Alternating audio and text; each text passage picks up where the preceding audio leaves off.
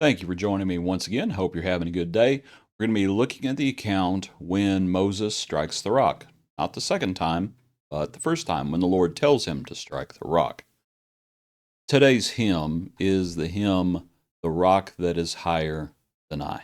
Oh, sometimes the shadows are deep, and rough seems the path to the goal, and sorrow sometimes how they sweep, like tempest down over the soul. Oh, then to the rock let me fly, to the rock that is higher than I.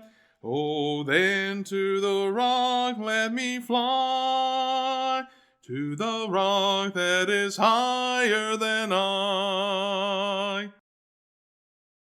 Okay, let's turn now to Exodus chapter 17, verse 1. Then all the congregation of the children of Israel set out on their journey from the wilderness of Sin, according to the commandment of the Lord, and camped in Rephidim. But there was no water for the people to drink.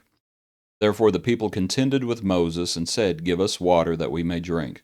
So Moses said to them, Why do you contend with me? Why do you tempt the Lord? And the people thirsted there for water. And the people complained against Moses and said, Why is it you have brought us up out of Egypt to kill us and our children and our livestock with thirst? So Moses cried out to the Lord, saying, What shall I do with this people? They are almost ready to stone me. And of course, we know what's going to happen. The Lord says to Moses, to move the screen down a little bit, Go, take with you some of the elders, take in your hand the rod that you struck the river with, and go. I will stand before you on the rock in Horeb, and you shall strike the rock, and water will come out of it, and people may drink. And Moses did so in the sight of the elders of Israel. They tempted the Lord, saying, Is the Lord among us or not? Let's make a few simple points as we consider the rock that is higher than I.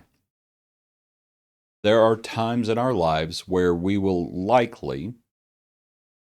likely, absolutely, we will be in great we will be in great physical distress.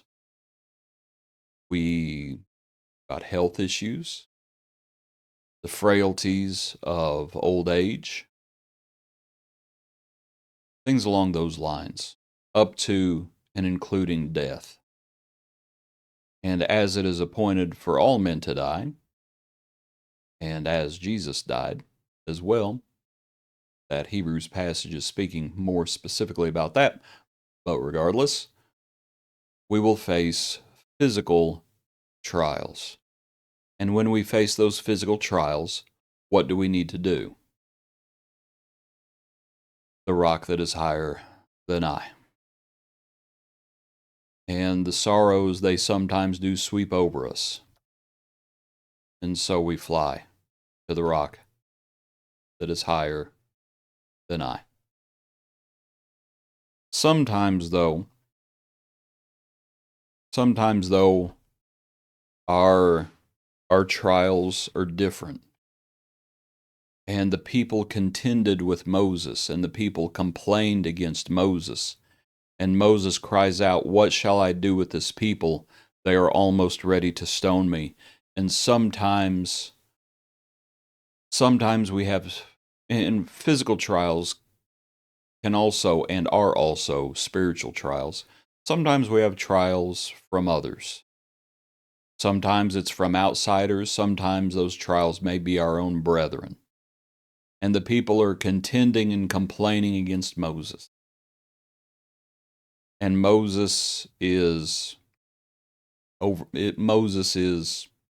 being tried himself, if you will, or he's finding them trying, however you want to put it.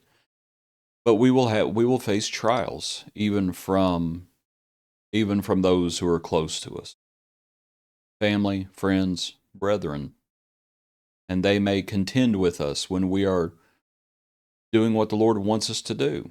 They may not understand that, and it's all a part of the test. And here they're complaining, and they are tempting the Lord, saying, "Is the Lord among us or not?" But Moses finds himself, of course, bearing the brunt of it. What does Moses need to do? And we're back to our hymn. Sometimes the path to the goal does seem rough. And sometimes it's those around us that bring on those sorrows and those tempests. And so we once again fly to the rock. That's what we need to do. We need to remember that they also reviled the Lord. They spat upon the Lord. And even those closest to him, to Jesus. We know what Judas would do. We know what Peter would do. We know what all the sheep would do when the shepherd struck. There's a reason that Jesus on the cross, as he was learning obedience even to the point of death, there's a reason that Jesus said, "Father, into thy hands I commit my spirit." There's a reason he said, before the cross, "Yet not my will, but thine be done." And we recognize the Lord Almighty. We recognize what Moses and Joshua and Israel are going to have to recognize, and hopefully do recognize at the end of this chapter. And I want to look at the end. After the account of the water from the rock, it's the account of Israel defeating the Amalekites. I'm not sure it should say. let me look at something real quick before I say something. Joshua defeated Amalek and his people with the edge of the sword. But ultimately, if you're familiar with this account, and please notice verse 15, "And Moses built an altar and called its name, the Lord is my banner." Because if you remember what happened in the account, Joshua is fighting with Amalek. Moses, Aaron, and Hur go up on top of the hill, and Moses' hands become heavy. And so Aaron and Hur, one on one side, one on the other, they lift his hands, but Moses is fatigued, and they bring a stone so he can sit on the stone. And when Moses' hands were lifted up, Joshua and the army prevailed, and when his hands drooped, they were overcome. And so they let him sit, and they raise his hands up, helping him, and thus the battle belongs to the Lord. The rock that is higher than I. And we come to it. We come to the Lord.